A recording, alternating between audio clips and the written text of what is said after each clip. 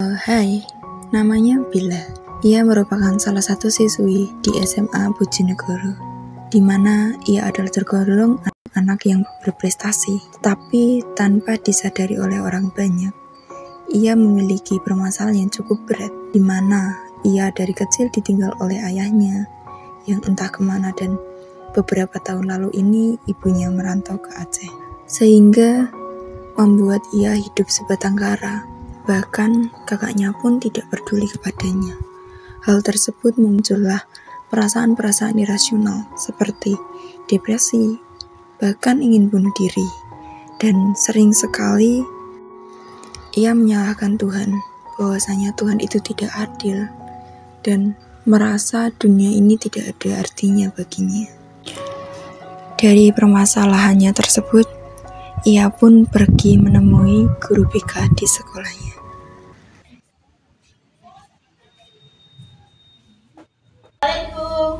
Waalaikumsalam. Oh, Mbak Bila, silakan masuk, Mbak. Mari kita duduk dulu ya. Oke. Silakan duduk senyaman mungkin ya. Anggap saja ini rumah Mbak Bila sendiri gitu. Ngomong-ngomong tadi gimana nih kabarnya Mbak Bila? Alhamdulillah baik Bu, kabar saya. Tapi suaranya kok agak aneh gitu ya? Kemarin apa habis kena flu gitu? Iya Bu, dari kemarin lagi kurang enak badan Bu. Soalnya kayaknya sekarang lagi musim sakit Bu, iya gak sih Bu? Oh iya, kan mungkin dari faktor cuaca sih ya Mbak, kan sekarang itu musimnya pancaroba, kadang hujan, kadang panas yang nggak menentu gitu ya. Iya Bu. Oke, kalau tadi Mbak Bila sebelum kesini habis dari mana kalau boleh Ibu tahu?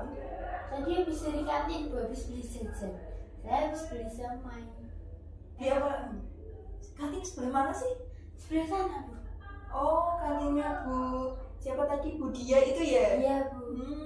Ngomong-ngomong tadi kalau katanya itu di sana itu murah-murah ya? Iya Bu, murah-murah somai ada, batagor ada, pentol ada, semuanya ada Bu. Murah-murah harga siswa itu. Jadi sangat jadi favorit banget ya? Iya Bu. Kalau tadi Mbak Bila itu pelajarannya siapa? Oke, tadi habis dari kantin ya? Iya Bu. Sebelum kan tadi sebelum istirahat kan Mbak Bila masuk pelajaran ya? Itu pelajarannya siapa sih? Pelajarannya Bu Cina Bu, pelajaran bahasa Indonesia. Bahasa Indonesia. Jadi Mbak Bila senang banget ya bahasa Indonesia? Iya Bu, saya suka bahasa Indonesia daripada matematika. Soalnya bahasa Indonesia itu seru Bu. Kita belajar nanti ada pantun, ada puisi, belajar banyak Bu. Kenapa kok bisa senang banget? Kalau matematika kok kayaknya benci banget gitu? Tidak benci Bu, cuma kalau saya itu kalau matematika kalau saya hitung terus nggak nemu hasilnya tuh saya emosi. Jadi saya nggak suka, saya suka hitung tapi harus tahu jawabannya gitu Bu. Ngitungnya apa seneng kayak itu duit gitu? Iya, itu salah satunya sih Bu, itu salah satunya. Oh gitu. Itu terutama sih Bu. Oke, tadi kan Ibu sempat apa ya? Tadi kayaknya Mbak Bila itu sempat WA Ibu ya? Iya. Katanya kok mau menemui Ibu itu ada apa ya? Iya Bu, saya mau melakukan sesi konseling sama Ibu. Ya maaf ya baru menemui Mbak Bila sekarang. Kemarin itu Ibu tiba-tiba ada rapat, jadi belum bisa menemui Mbak Bila baru kali ini. Iya Bu, nggak apa-apa. Oke, sebelumnya apakah Mbak Bila itu sebelumnya sudah pernah melakukan sesi konseling? Belum pernah Bu, saya nggak tahu konseling itu apa. Oke, jadi Ibu akan sedikit menjelaskan apa itu konseling. Konseling itu adalah pemberian bantuan dari konselor kepada konseli, yaitu Mbak Bila sendiri, di mana Ibu di sini hanya sebagai perantara yang nantinya dalam penyelesaian masalahnya itu ada di tangan Mbak Bila sendiri. Apalagi dalam sesi konseling ini ada beberapa asas, jadi Mbak Bila itu nggak usah takut. Nanti kalau saya takut Bu dalam menceritakannya, nanti kalau dibocorkan ke orang lain gimana? Nggak usah takut. Dalam sesi konseling ada asas yang namanya yaitu asas kerahasiaan. Tanpa izin Mbak Bila, Ibu tidak akan menceritakannya kepada orang lain. Yang kedua ada asas keterbukaan, di mana apabila nanti kalau Mbak Bila mau membicarakan secara terbuka dalam sesi konseling ini tidak akan berjalan dengan lancar. Dan yang terakhir yaitu ada asas kesukarelaan, di mana Mbak Bila tadi kan ke sini dalam diri Mbak Bila sendiri kan tidak ada paksaan dari orang lain. Iya Bu. Oke, apakah Mbak Bila di sini sudah paham? Paham Bu, saya paham banget apa itu konseling, terus asas-asasnya, saya paham semuanya. Sebelum kita masuk ke masalah ya, di sini Ibu akan membatasi waktu. Nanti akan dilaksanakan sekitar 40 menit ya. Iya Bu. Apakah itu cukup? Menurut saya cukup Bu, 40 menit, soalnya takutnya nanti waktu istirahatnya juga sudah habis, jadinya kan udah mau masuk pelajaran selanjutnya gitu Bu. Oke. Dan nantinya apabila kalau misal nih dalam 40 menit ini kita masih kurang, sesi konseling ini akan Ibu laksanakan lagi ke sesi kedua ke minggu depan ya. Iya Bu, nggak Oke. apa-apa. Jadi gimana nih Mbak Bila kesini ada masalah apa? Coba ceritakan kepada Ibu. Ibu saya terus itu juga ke Aceh buat kerja gitu Bu, di Aceh sana gitu. Jadi ayah saya itu pergi keluar dari rumah gitu Bu. Ada rumor katanya tuh ayah saya tuh nikah lagi keluar kota. Terus tapi saya nggak tahu, soalnya saya nggak punya nomor yang bisa dihubungi buat ayah saya gitu Bu. Terus ibu saya juga merantau ke Aceh. Saya sedih Bu, saya sendirian, saya hidup sendiri sebatang kara gitu Bu. Saya sedih ditinggal sendiri, terus saya juga depresi Bu.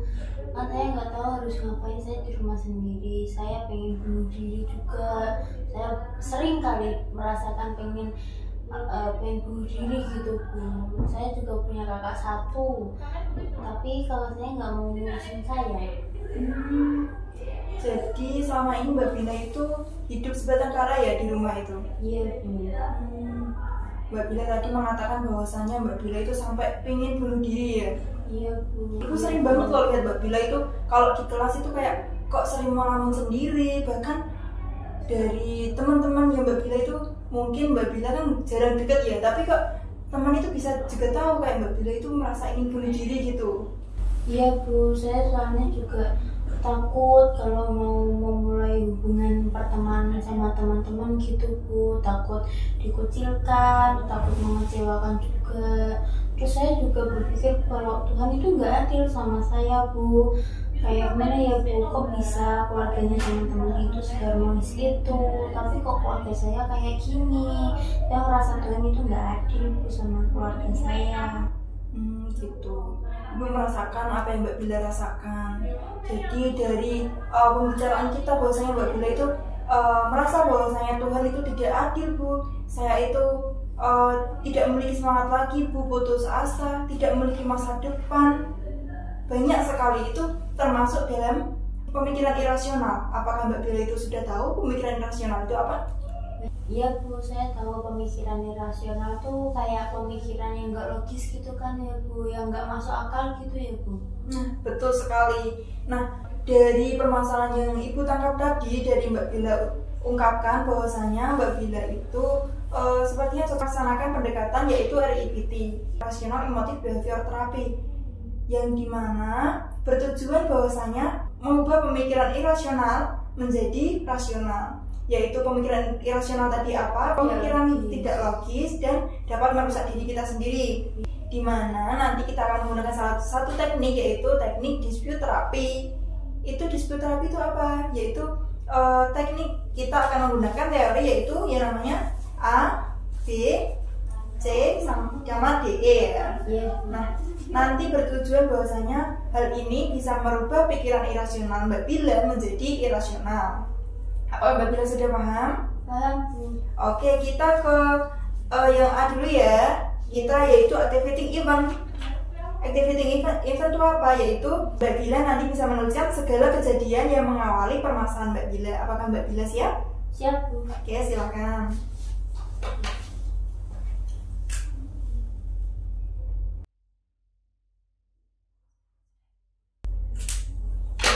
Oke, sudah. Coba Mbak Bila bacakan. Segala kejadian yang mengawali permasalahan itu kehilangan Bu. Jadi kehilangan itu cobaan terberat dalam hidup saya. Oke. Ini boleh Ibu simpan dulu ya. Kita lanjut ke yang kedua, ada belief.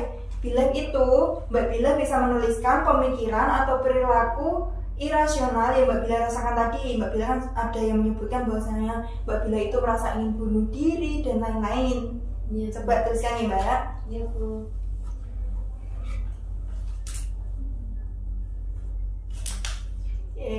Coba dibacakan Mbak.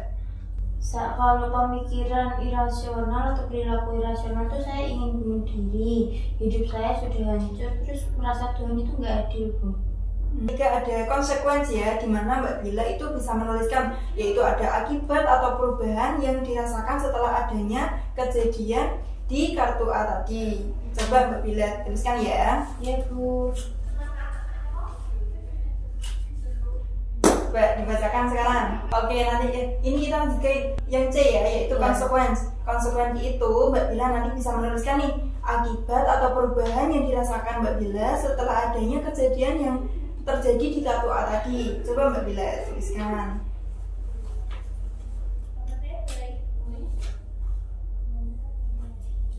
Oke, coba Mbak Bila bacakan. Saya tidak memiliki semangat hidup, trauma menjalin hubungan dengan siapapun, dan malas sekolah Bu. Oke. Dari ingat sudah ya, dari pernyataan Mbak Bila kita simpan dulu. Mbak Bila bawa HP tadi? Bawa Bu. Coba Mbak Bila buka. Ini kita nonton slide tentang kupu-kupu ya. Iya Bu. Oke, dari video ini tadi Mbak Bila bisa menyimpulkan apa? Kesimpulannya, seringkali perjuangan adalah sesuatu yang kita butuhkan dalam hidup ini. Jika Tuhan memperbolehkan kita hidup tanpa cobaan, hal ini akan membuat kita lemah dan kita tidak akan sekuat yang kita harapkan seperti kupu-kupu. Apakah dari pernyataan Mbak Bila tadi bahwasanya merasa bahwa Tuhan itu tidak adil, perasaan irasional yang muncul, apakah itu bisa dibenarkan? Tidak bisa. Tidak bisa kan? Bisa. Nah, dari hal tersebut bahwasanya itu kan Tuhan tidak akan memberikan ujian di atas batas hambanya ya. Iya Bu. Nah, jadi kita itu nggak boleh merasa Tuhan itu tidak adil.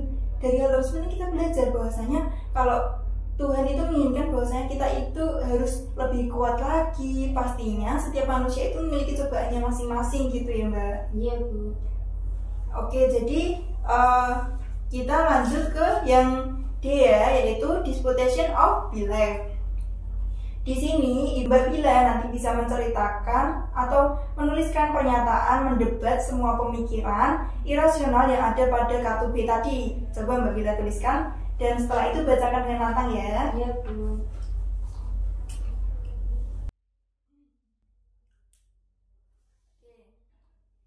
Ternyata saya masih memiliki masa depan. Saya harus menguatkan diri untuk melewati ujian hidup. Tuhan hanya menginginkan saya untuk menjadi lebih kuat. Oke. Kita lanjut yang terakhir, yaitu ada yang E, yaitu effective new philosophy of life. Itu apa? Mbak Bila nanti bisa menuliskan keyakinan-keyakinan baru apa yang sudah terbangun dalam diri Mbak Bila sendiri setelah mengikuti beberapa rangkaian fase pada konseling kita hari ini. Oke, coba Mbak Bila.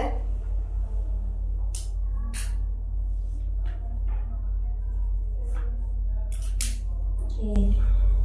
Keyakinan baru ya Bu ya? Yes. Saya adalah orang yang spesial dan kuat. Karena mampu menerima ujian yang berat, saya harus tetap bersekolah untuk meraih masa depan saya. Dari pernyataan Mbak Bila yang terakhir, yaitu apa tadi, ada effective new philosophy of life, itu Mbak Bila bahwasanya bisa mengungkapkan pemikiran-pemikiran irasional Mbak Bila itu sudah hilang dan bisa menciptakan pemikiran baru yang lebih irasional. Dan Ibu berharap bahwasanya dari beberapa fase tadi kita, yaitu ada 5 A, B, C, D, E ini, Mbak Bila bisa menerapkannya dalam kehidupan sehari-hari. Dan sekarang apa yang Mbak Bila rasakan setelah mengikuti sesi konseling ini? Saya merasa saya lebih plong aja Bu. Beban yang saya rasakan tuh merasa berkurang gitu Bu. Setelah melakukan sesi konseling ini. Setelah ini, apa yang akan Mbak Bila lakukan? Saya saya akan lebih semangat lagi Bu untuk sekolahnya, untuk belajarnya. Saya akan lebih kuat lagi dalam menghadapi kehidupan saya juga.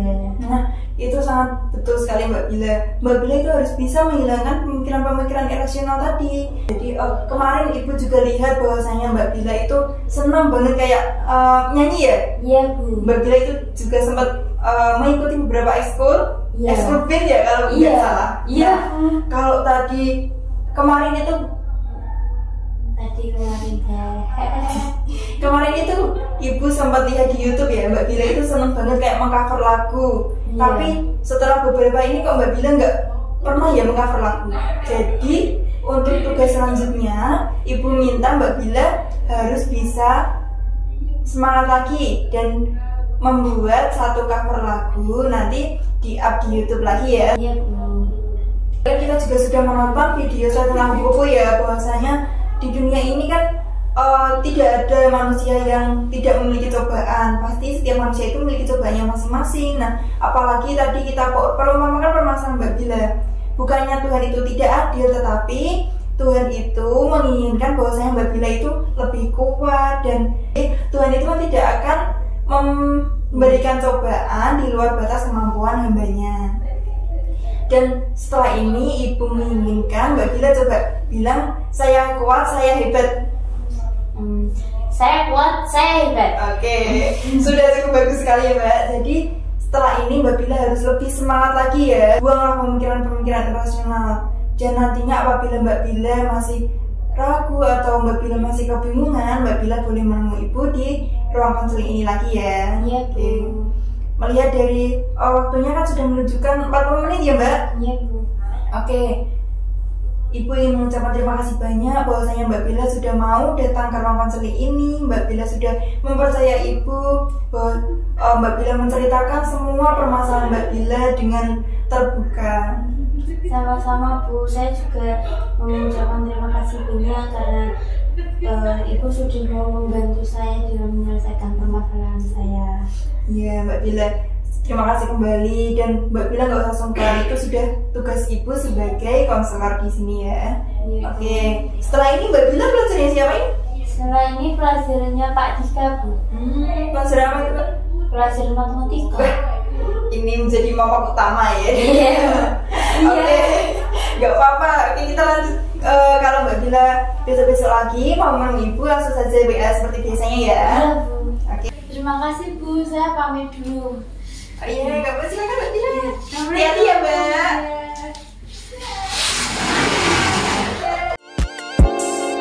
Iya.